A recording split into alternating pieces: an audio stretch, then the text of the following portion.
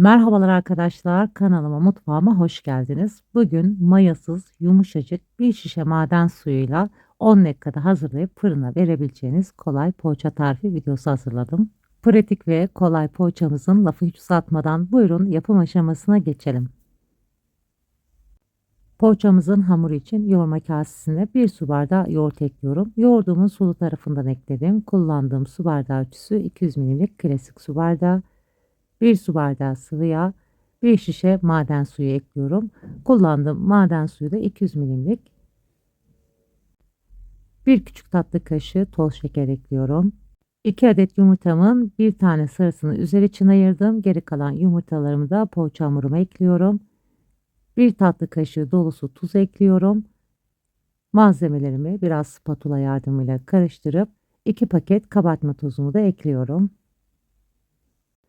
Malzemelerimi güzelce karıştırdıktan sonra unumu da yavaş yavaş kontrollü şekilde ekliyorum. Unumuzu bir anda eklemeyelim. Yavaş yavaş kıvamına göre ayarlayarak eklemeye özen gösterelim. Toplamda 6,5 su bardağı kadar un kullandım. Tabii ki sizlerin kullandığınız malzemeye un marka kalitesine göre değişiklik gösterebileceği için hamurunuz bu kıvam alana kadar un eklemeniz yeterli. Yumuşak, ele yapışmayan hamur elde edene kadar un ekleyerek güzelce yoğurdum.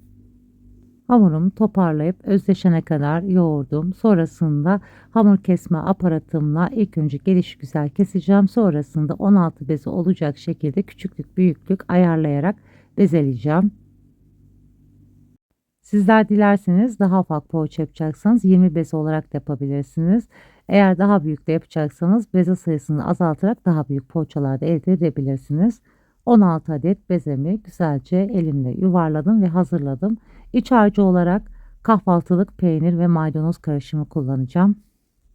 İç harcı olarak çeçil peynirimi ince kıyarak kullandım. Sizler dilediğiniz peynir çeşidini kullanabilirsiniz.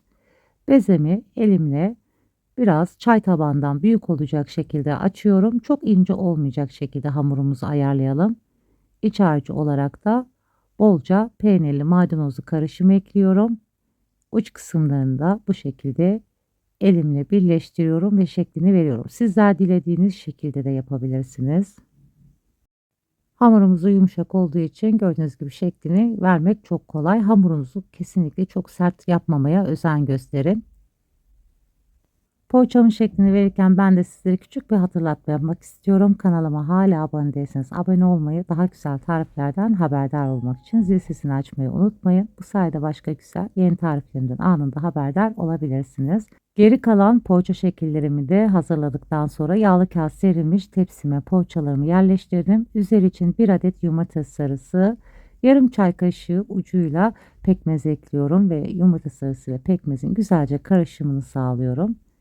Pekmezi çok fazla eklememeye özen gösterin. Aksi halde üzerinde yanık gibi lekeler oluşur. Yumurta sarımın içine pekmez ekleyerek poğaçalarımın daha güzel kızarıp parlak görünmesini sağlıyorum. Yumurta sarısı sürmüş olduğum poğaçalarımın üzerine beyaz susam gezdiriyorum. Sizler dilerseniz sade olarak veya çörek otu susam karışık da kullanabilirsiniz. Poğaçalarımın üzerine susamlarını gezdirdikten sonra bıçak yardımıyla ortada ince çizgi oluşturuyorum. Aynı çizgiyi 2 kere geçiyorum ki çizgileri daha güzel belirgin olsun diye. Sizler dilediğiniz şekli verebilirsiniz veya benim gibi bu şekilde tek çizgi olacak şekilde de yapabilirsiniz. Bu arada ben şeklini verirken fırınımı öncesinde 5 dakika 180 derece alt üst fanlı ayarda ısıtmaya aldım. Artık poğaçalarım pişirmek üzere fırınıma koyuyorum. Poğaçalarımı orta rafta güzelce kızarana kadar yaklaşık 40 dakika kadar benim fırınımda pişti. Tabii ki sizlerin fırınıza göre bu süre değişebilir. Görüntüsüyle, lezzetiyle gerçekten denenmeye değer bir tarif. 10 dakikada hazırlayıp çayınız demlenene kadar misafiriniz geldiğinde kolayca yapabileceğiniz bu güzel poğaçanın hemen sizlere yakından da dokusunu göstermek istiyorum. İçinde katı yağda olmadığı için öyle kurabiye gibi kıyır olan poğaça değil, mayalı gibi yumuşak bir poğaça. Gönül rahatlığıyla sizlerin de deneyip yapabileceği bu güzel poğaçayı şimdiden deneyip yapacak olanlara afiyet olsun. Başka güzel tariflerde görüşmek üzere. Hoşça kalın, sağlıcakla kalın.